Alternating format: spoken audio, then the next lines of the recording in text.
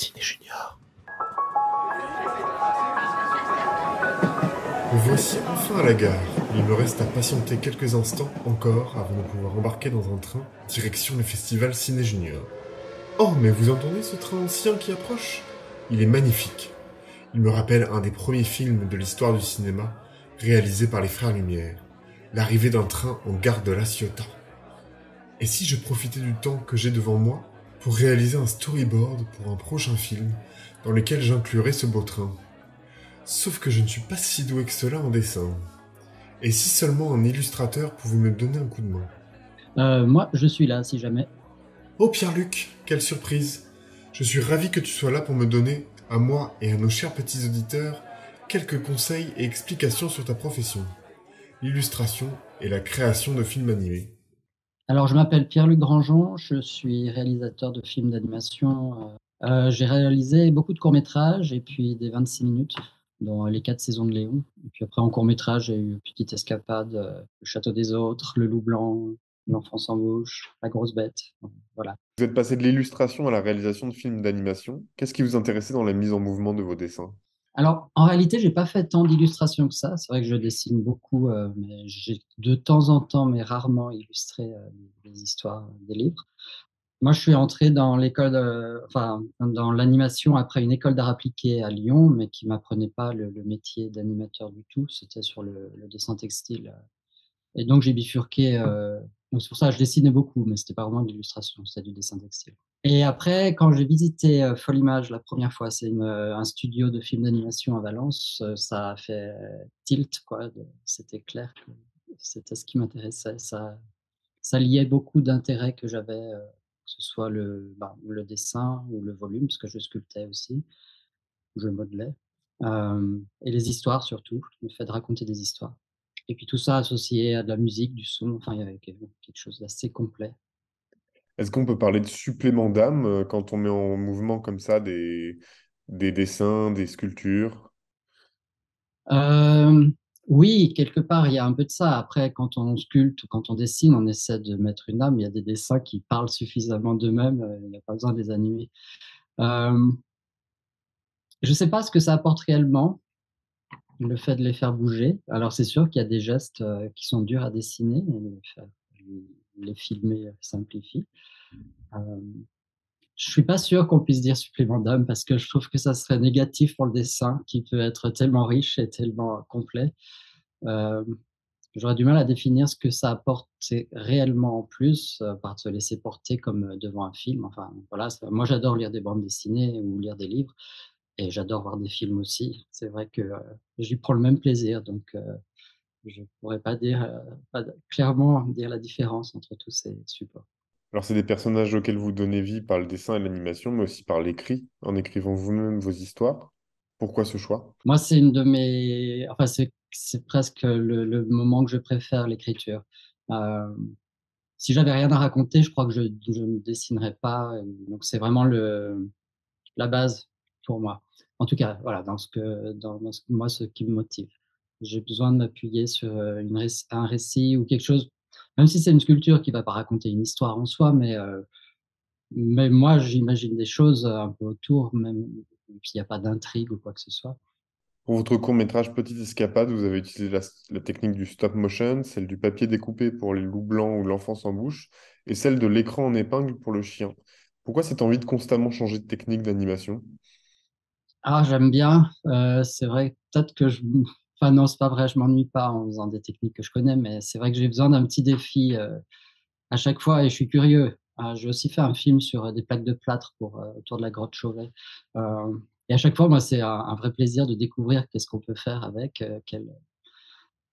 qu'est-ce que ça apporte, qu'est-ce que ça enlève, donc c'est vrai que c'est un petit supplément, de plaisir, quoi, quand, il y a quelque chose de nouveau. Est-ce que vous pouvez nous préciser ce que c'est la stop motion et la technique de l'écran en épingle? La stop motion, bah, j'aurais dû faire une petite recherche parce que, je me demandais justement quand, vous posiez cette question si la stop motion c'était limité à ce qui est en volume ou pas? Parce que pour moi, le papier découpé pourrait être aussi de la stop motion. En fait, c'est l'idée d'arrêter le mouvement et de filmer, Alors c'est souvent, donc on parle souvent de marionnettes. Donc il faut imaginer une petite marionnette avec un squelette à l'intérieur, un squelette en métal. Et si on lui, par exemple, si on lève le bras de cette petite marionnette, elle va garder le bras en l'air. Donc il n'y a pas besoin de fil ou quoi que ce soit. Et donc on fait une photo de cette petite marionnette avec le bras en l'air. Et après on descend un peu le bras et puis on refait une photo et ainsi de suite. Et toutes ces images mises les unes après les autres donnent l'impression que la marionnette bouge toute seule. Donc que ce soit du papier ou de la marionnette, finalement, c'est le même système, le petit personnage en papier découpé. Pareil, on bouge les éléments les uns après les autres en prenant une succession de photos, et 24 photos par seconde. Et après, on a le mouvement. Donc c'est ça la stop motion. Enfin voilà, c'est juste, je sais pas si le papier découpé est de la stop motion ou pas. L'écran d'épingle, c'est un outil qui a été inventé par un Russe et une Américaine, Alexeyev et Parker. Ils ont développé ça, je sais pas, pendant une trentaine d'années, au XXe siècle, jusque dans les années 70, si je dis pas de bêtises. En fait, lui était graveur, il avait envie de faire de la gravure animée. C'était pas possible d'imaginer graver des plaques les unes après les autres. Et ils ont réussi à inventer un. Il faut imaginer, il y a un cadre métallique. Et dans ce cadre, il y a 270 000 épingles. Chaque épingle est dans un petit tube blanc et l'épingle est très noire. L'épingle peut coulisser de 5 millimètres dans ce tube. Donc toutes ces épingles sont les unes sur les autres, enfin sur les autres, je sais pas, compactées comme je sais pas, comme des spaghettis qu'on tiendrait dans le poing, par exemple. Et donc on peut les faire sortir ou rentrer. Quand on les enfonce, on voit la tranche du tube blanc dans lequel chaque épingle est, et cette tranche va donner le blanc de l'image. Et après, quand on les fait sortir, il y a une lumière un peu latérale qui éclaire l'épingle, et l'épingle projette une petite ombre sur la surface des tubes, enfin de la tranche du tube. Et c'est cette ombre c'est plus ou moins enfoncée, enfin, si l'épingle est plus ou moins enfoncée, c'est cette ombre qui va donner du gris ou du noir. Donc c'est une manière de dessiner, on travaille beaucoup l'ombre et la lumière. Et après, vous pouvez voir sur internet, vous tapez Alexeyev Parker, écran d'épingle, il y a des petits films de démonstration, je vous conseille pour voir à quoi ça ressemble. C'est dur à imaginer juste comme ça en mots. Est-ce qu'il y a un illustrateur dont vous admirez le travail ou qui vous inspire particulièrement? Il y a beaucoup d'illustrateurs que j'adore. Moi, après, j'essaie de pas être influencé. Après, forcément, enfin, je pense qu'inconsciemment on l'est, mais je sais pas, Béatrice Alemagna, Samuel Riveron. Enfin, je sais pas, il y en a tellement. Après, il y a des gens qui font des films aussi, mais c'est presque des illustrations. Enfin, je pense à Yori Norstein. Enfin, bon, vous voyez, il y a tellement de gens dont j'adore le travail, je pourrais pas citer tout le monde. Mais oui, mais voilà, j'essaie toujours d'oublier tout ça quand je me mets moi à faire mes propres films, de pas travailler sous influence en fait, ou le moins possible. Est-ce que d'ailleurs vous avez un prochain projet de film en cours? Alors oui, là, je viens de terminer le long métrage où j'étais co-réalisateur. Donc c'est un film de Jim Capobianco qui est un des scénaristes de Ratatouille. Euh, Donc, c'est un long métrage sur Léonard de Vinci. Pour l'instant, le titre anglais est The Inventor. Ça devrait sortir en France dans un an, je pense, sous le nom de Léo.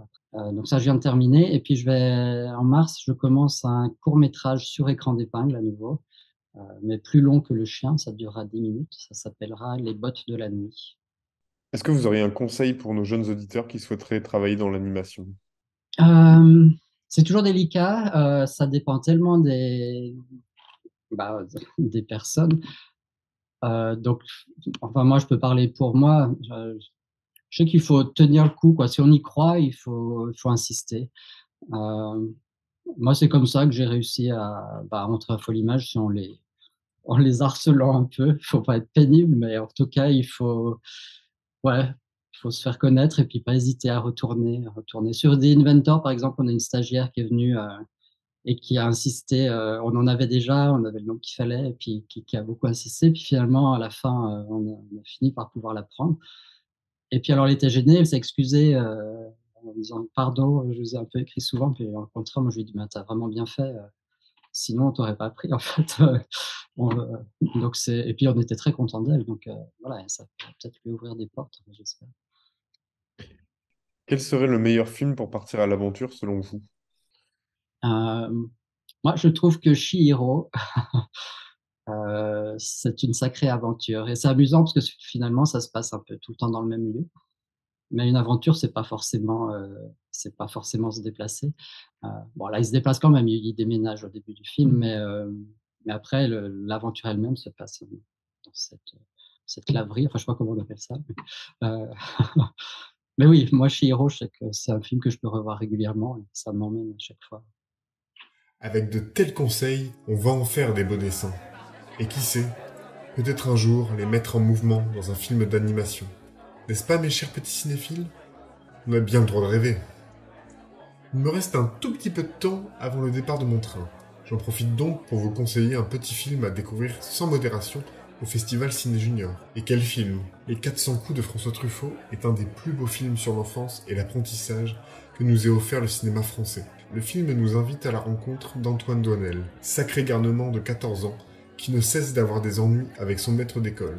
Et à la maison, ses parents l'ignorent carrément. Face à ce chaos, la vie du jeune Antoine s'annonce sous le signe du mensonge et de la débrouille. Monsieur, c'était ma mère, monsieur. Et ta mère, qu'est-ce qu'elle a encore? Elle est morte. Qu'est-ce que tu vas faire? De toute façon, moi, pour ce coup-là, je peux plus vivre avec mes parents. Il faut que je disparaisse, tu comprends? Un film culte, inspiré de la vie du réalisateur François Truffaut, qui a fait de lui le réalisateur iconique que l'on connaît aujourd'hui. Vous pourrez le découvrir au Festival Ciné Junior. Oh mince, mon train va partir. Je vous laisse, mes chers petits cinéphiles. À bientôt, les marmots.